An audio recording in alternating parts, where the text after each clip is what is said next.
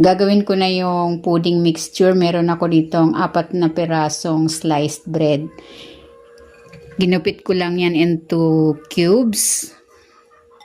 Maglalagay ako dito ng evaporated milk, condensed milk,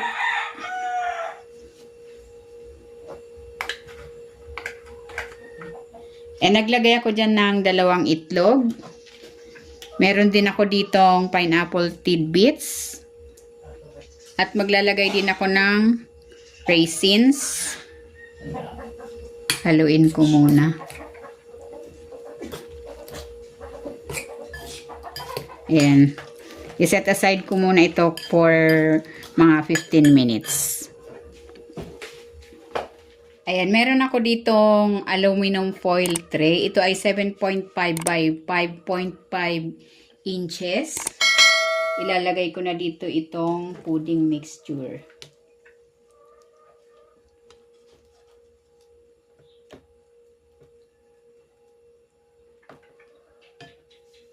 Ayan, pwede na natin itong i-steam. Ayan, nagpainit na ako ng tubig. Isa lang ko na.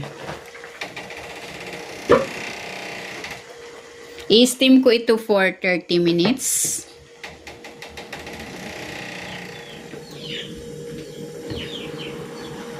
Ayan, luto na itong steamed bread pudding. Hahanguin ko na ito.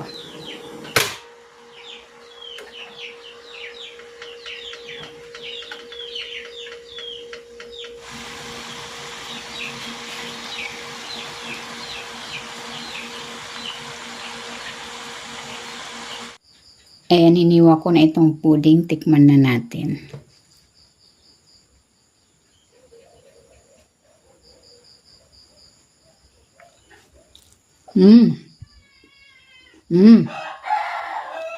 Sarap.